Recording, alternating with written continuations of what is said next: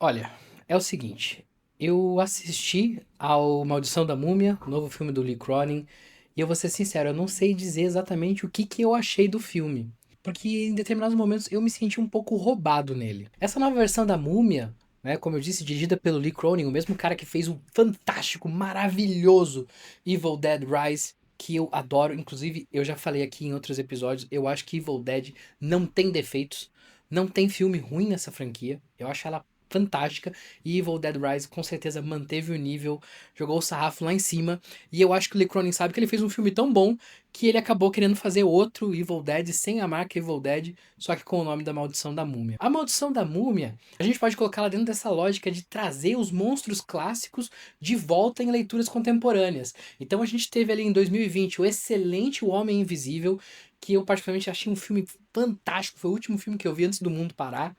Depois a gente teve ano passado o Lobisomem, que eu sei que ele é um pouco mais divisor de opiniões ali, muita gente não gosta, mas eu particularmente achei legal, eu entendi a proposta dele dentro do universo ali. E agora a gente volta com a Múmia. A Múmia que não tem um filme desde aquela porcaria do Tom Cruise que matou o Dark Universe na casca, né? Se você não sabe, existe um plano de fazer um universo compartilhado, tipo um da Marvel, só que falando com monstros, né? Então a gente teria o Frankenstein, a gente teria o Frankenstein, teria o Médico e o Monstro, a Múmia, o Lobisomem, o Homem Invisível. Todos eles num universo compartilhado, mas que morreu na casca devido à desgraceira que foi esse filme do Tom Cruise. Então, ficamos sem isso. Hoje em dia a gente sabe que nos anos 90 a Múmia acabou muito associada a séries de aventura. Então a gente teve ali os filmes do Brandon Fraser, que acho que todo mundo gosta, todo mundo assistiu, e que diz que vai ter um novo filme já com ele também no elenco.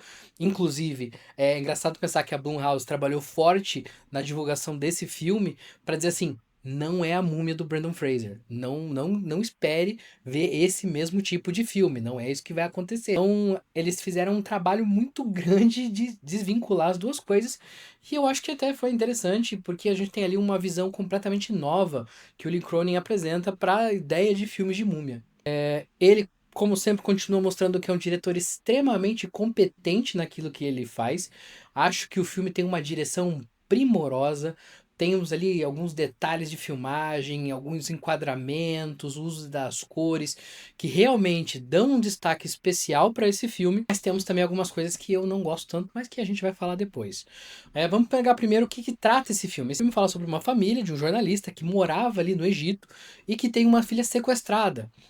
Passam-se ali 8 anos e essa filha é reencontrada e eles são chamados para buscar ela e levar para casa, porque a princípio tudo que ela precisa é da sua família perto para então superar, seja lá qual trauma ela tinha, que deixou ela toda entrevada, toda, né, deformada por conta do perigo que ela ficou ali enquanto estava desaparecida. Essa lógica do filme, ela já me quebra um pouco ali.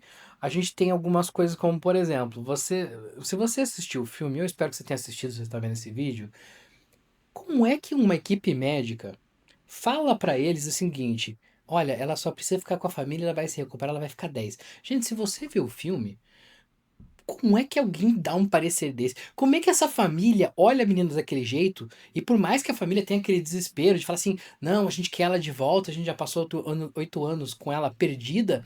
Gente, como é que você leva aquela pessoa pra casa?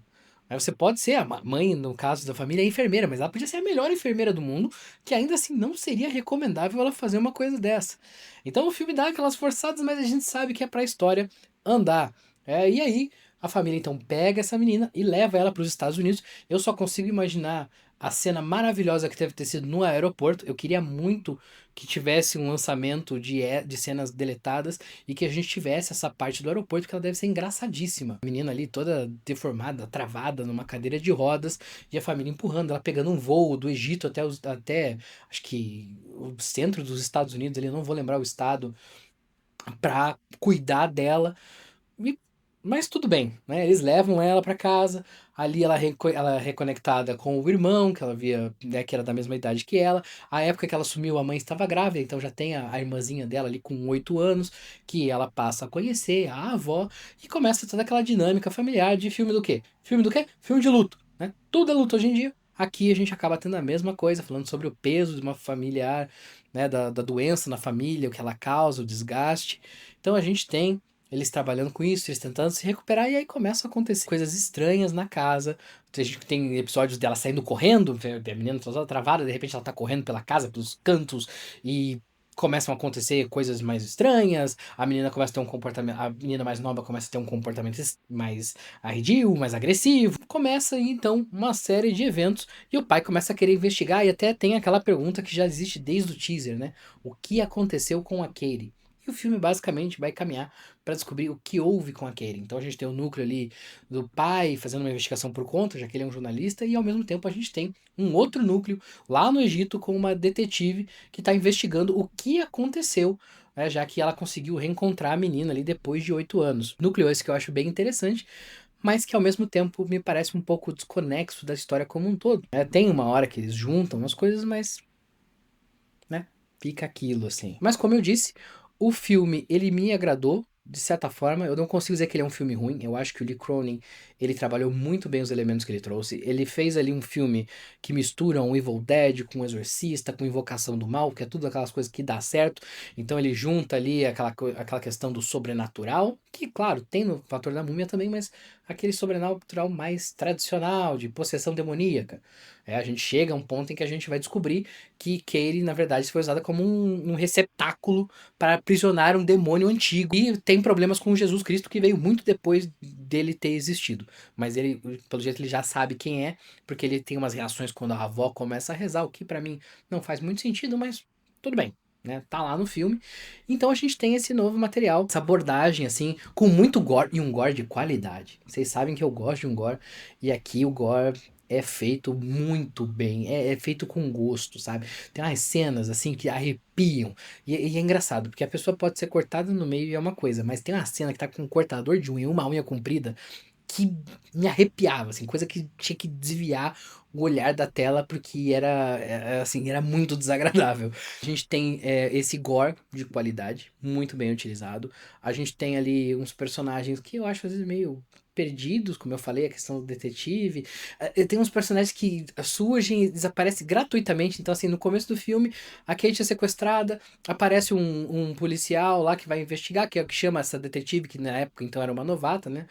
Na época do desaparecimento. E ele vai lá, e eles vão interrogar, e eles começam com uma teoria de que, na verdade, o pai tinha sumido com a menina. E aí você pensa, nossa, como é que essa investigação vai desenvolver? Não vai. Vai sumir. Esse cara vai sumir, vamos dizer assim, morreu nesses últimos 8 anos. E é isso. Surgem umas linhas assim de narrativa que não levam a lugar nenhum. Só parece que estão ali pra encher linguiça. Mas eu acho que a minha maior problemática com esse filme, porque como eu disse, é um bom filme, superou minhas expectativas. Eu não tinha. É engraçado a minha relação com esse filme, porque assim, eu não sabia que esse filme estava sendo feito. Aí ele lançou o teaser. Aí eu achei o teaser incrível. Falei assim, caramba, eu preciso ver esse filme. Até fiz vídeo, falar do teaser e tudo mais. E aí veio o trailer. E eu não gostei do trailer. Achei que o trailer entregou um filme meio sem graça, meio sem pé nem cabeça. Então aí veio os comentários do pessoal que começou a assistir, falando, pô, é bom, tem gente falando que era ruim também, mas a grande maioria das pessoas que eu acompanho falando assim, pô, é um filme muito legal, que redefiniu o gênero de múmia pra esse momento, e, pô, bacana. O fato é que o filme realmente redefiniu algumas questões do gênero de múmia, só que isso não me agradou. Como eu disse, a gente tem nesse filme a múmia sendo utilizada como um receptáculo para aprisionar um demônio. Isso não me agrada. Eu acho que vira um filme desses qualquer de possessão demoníaca, né? Uma criança inocente, ela pega ali, coloca um demônio dentro dela e ele passa a agir por meio dela. E isso não me agrada, entendeu? Quando eu penso em múmia, e assim, não tô dizendo que tinha que ser uma pessoa enfaixada e tal, porque ela até tem umas faixas que ninguém viu no hospital e nem nada, mas tá em volta dela quase grudada na pele. Mas assim, não é aquele monstro enfaixado, né? Não é isso que eu espero no filme de múmia.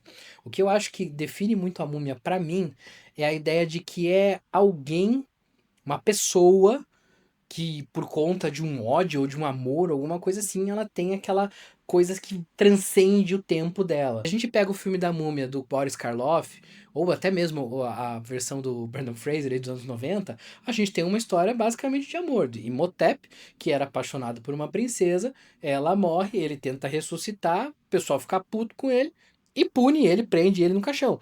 Então, assim, ele morre ali enterrado vivo. Então, pra mim, existe um fator humano que é importante na história da Múmia, e que aqui não tem. Aqui ele vira um filme de... Vira um Evil Dead. Nada contra, como eu disse, eu gosto muito do Evil Dead, eu acho Evil Dead uma franquia excelente, mas no filme da Múmia eu não queria ver Evil Dead. E eu sei, o Lee Cronin até deu uma entrevista recente, eu tava vendo ele falar que pra ele esse filme faz parte do universo Evil Dead, porque ele usa ali o sobrenome das protagonistas do filme dele como sobrenome do arqueólogo que o cara vai conversar por tipo 2 minutos. Não. Isso não faz com que o filme seja Evil Dead. Na sua cabeça pode até fazer sentido, mas no resto do mundo não faz. Evil Dead é o que Sam Raimi diz que é Evil Dead, né? Como já disse o Paulo Biscaia numa conversa que eu tive com ele recentemente. Então, colocou essa ponte. Não, isso aí é um easter egg, cara. Você tem um filme do Evil Dead, tinha esses personagens com essa família, e você colocou um outro personagem nesse novo filme com esse mesmo sobrenome pra fazer um easter egg ali do teu filme anterior. E não tem nada de errado nisso. Mas não venha querer me dizer que você tá fazendo um Evil Dead, porque você não tá. Então acho que a minha grande birra com esse filme, e que me deixa muito confuso, porque eu gostei do filme enquanto eu tava assistindo, eu me diverti, eu não vi o tempo passar, mas ao mesmo tempo quando eu saí eu fiquei com aquela coisa assim, pô, foi um filme de múmia sem múmia. E eu me senti um pouco roubado com isso. Então, não sei muito bem, assim, o que que dá pra dizer desse filme do Lee Cronin. Eu acho que vale a pena assistir. Eu acho que é um filme legal, um filme que é interessante. Mas eu não iria assistir ele esperando um filme de múmia. É engraçado pensar isso, mas se você for ver A Maldição da Múmia, não vai esperando um filme de múmia, porque ele não tem essa característica, na minha visão, claro, né? Minha opinião, fonte e vozes da minha cabeça. Quem sou eu para ditar regras assim, mas ao meu ver falta esse fator humano da múmia, essa coisa extremada de alguém que busca algo além da própria vida, que não tem. Não tem. A gente tem um filme de possessão, a gente tem um filme, um invoca-verso da vida, só que com muito gore, o que é sempre positivo. Bom, essas são as minhas considerações, a minha opinião sobre A Maldição da Múmia do Lee Cronin. Espero que você tenha gostado, espero que tenha feito sentido pra você. E deixa aqui nos seus comentários se você já assistiu o filme e o que você achou. E a gente se vê aqui no próximo review da Cova.